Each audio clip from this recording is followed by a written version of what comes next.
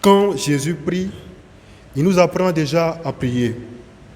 Bien-aimés du Seigneur, les textes d'aujourd'hui mettent en lumière l'unité de l'Évangile, l'importance de la prière dans la vie chrétienne et révèlent les aspects de la relation entre Dieu et les croyants.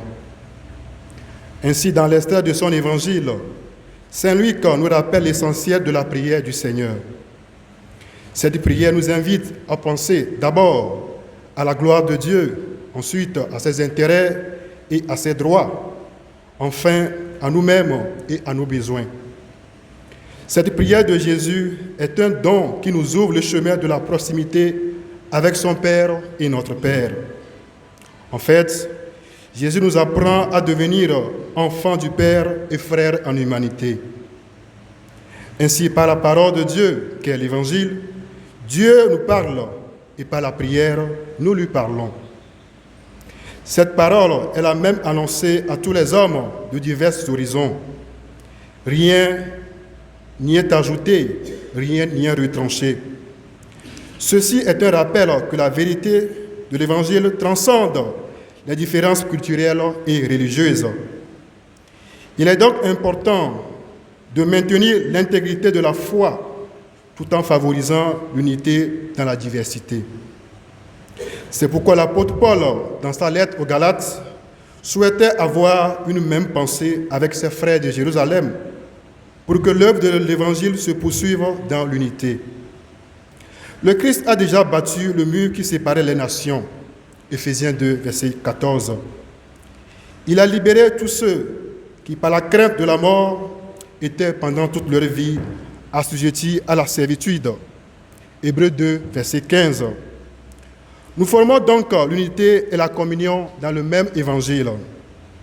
Chers frères et sœurs, la prière est essentielle pour Jésus et elle occupe une place importante dans sa vie.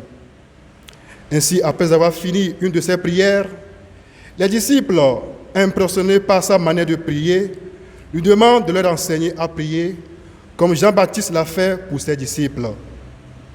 On comprend que c'est en contemplant l'attitude du Maître en prière que les disciples ont eu le désir de prier. Cette contemplation et ce désir sont déjà des formes de prière. Donc, en le contemplant, Jésus nous apprend à prier. Et le chemin théologal de notre prière est sa prière à son Père. En d'autres termes, en contemplant et en écoutant le Fils, les enfants apprennent à prier le Père. Le Christ les introduit immédiatement dans la relation d'amour avec son Père, qui est notre Père. Il les invite à prononcer le nom Père, qui exprime une relation intime et confiante avec Dieu. Ce nom fait de nous des enfants adoptifs. Engageons donc toute notre volonté à aimer comme le Père nous a aimés. Accueillons son pardon infini pour devenir capables de pardonner nous aussi. Et recevons du Père la force des choix courageux en faveur de la vie, de la justice, de la réconciliation et de la paix, au cœur même du combat que cela engendre. En un mot, soyons des défenseurs et des témoins de la vérité de l'Évangile au cœur de nos occupations.